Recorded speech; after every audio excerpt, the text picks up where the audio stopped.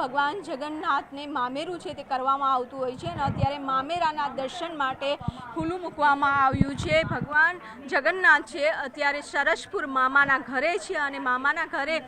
જ્યારે પૂજા અર્ચના કરવામાં આવે છે અને અત્યારે ભગવાન જગન્નાથને જ્યારે પરત ફરશે નિજ મંદિર અને ત્યારબાદ અષાઢી બીજના દિવસે રથયાત્રાએ નીકળતા હોય છે અને સરસપુર આવે છે। સરસપુરમાં ભગવાન જગન્નાથ, બહેન સુભદ્રાજી અને ભાઈ બલદેવજીનું મામેરું છે તે કરવામાં આવતું હોય છે। આ મામેરું છે ત્રિવેદી પરિવાર દ્વારા છે તે કરવામાં આવશે અને જે મામેરામાં અર્પણ કરવાની તમામ અલંકારો છે, વાઘા છે, તેના દર્શન કરવા માટે આજે સરસપુર રણછોડરાય મંદિરે ખુલ્લું મૂકવામાં આવ્યું છે અને અત્યારે જોઈ શકો છો કે એક સુંદર વાઘા છે તૈયાર કરવામાં આવ્યા છે, આભૂષણ છે તે તૈયાર કરવામાં આવ્યા છે। આ અલૌકિક મામેરાના દર્શન આજે ભક્તો છે તે કરશે અને મામેરું છે તે અર્પણ કરવામાં આવશે રથયાત્રાના દિવસે। અત્યારે તમામ ચીજ વસ્તુઓ અહીં છે તે રાખવામાં આવી છે, ભગવાનને અર્પણ કરવામાં આવશે કારણ કે આ મામેરું કરવું તે પણ એક લાવો હોય છે અને આ લાવો છે ત્રિવેદી પરિવાર છે કે જેને મળ્યો છે। ઉમંગભાઈ, અત્યારે મામેરું છે પાથરવામાં આવ્યું છે, ભક્તો દર્શન કરી શકશે, કયા પ્રકારની વ્યવસ્થા કરવામાં આવી છે અને ખાસ ભગવાન સરસપુર આવતા હોય છે એટલે કે તમને એક કહેવાય છે મોસાળ અને મોસાળમાં કેવો માહોલ? આ 148મી રથયાત્રાના અનુરૂપે આ વર્ષે પણ દર વર્ષની જેમ 11ના શુભ દિને ભક્તોને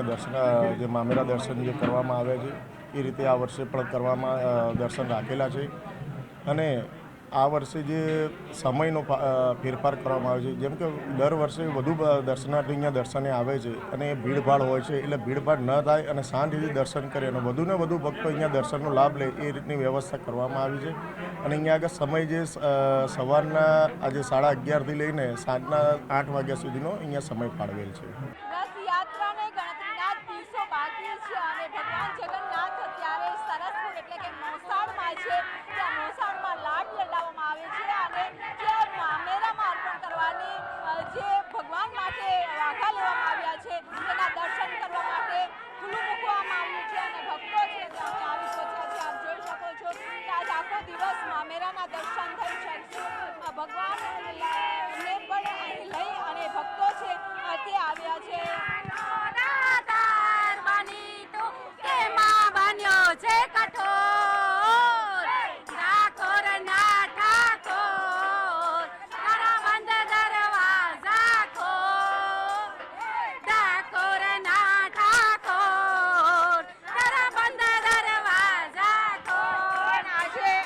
દર્શન કરવા આવ્યા છો, મામેરાના દર્શન કરવા પણ એક લાવો હોય છે,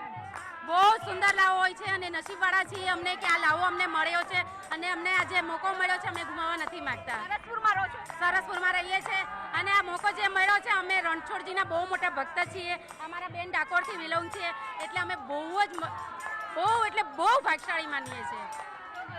આપ પણ આવ્યા છો દર્શન કરવા માટે, શું કહેશો? બસ ભગવાન આવીને આવી કૃપા વરસાવતા રહે અને હંમેશા એમના દર્શન કરીને અમે આ લાવો લઈ લઈએ। અમને ભગવાન અમારા ભાણિયા જ અમારા અહીંયા સરસપુરમાં આવે છે, અમને બહુ આનંદ છે, અમને બહુ ગર્વ છે કે કાયમ માટે અમારા ભાણિયા અમારા સરસપુરમાં રહે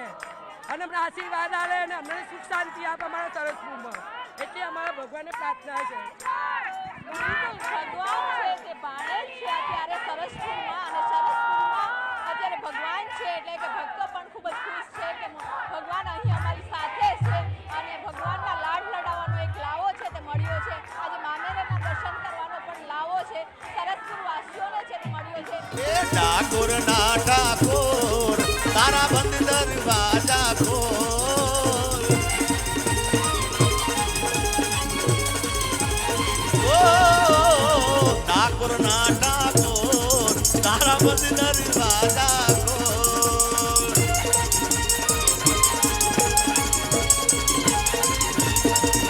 એ તૈરણ છોડ માખણ છોડ તારો ગલીને ગલીએ છોડ, જૈરણ છોડ માખણ છોડ તારો ગલીને ગલીએ છોડ, દુનિયાનો દાતાર બની તું કેમ બન્યો છે કઠોર, ઠાકોર ના ઠાકોર તારા બંધ દરવાજા ખોલ ખોલ ખોલ ખોલ ખોલી નાખ, એ હું તો જેવો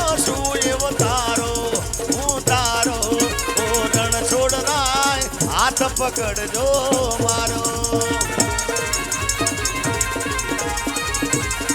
એવા વાજાને વાદળ ઉમટ્યા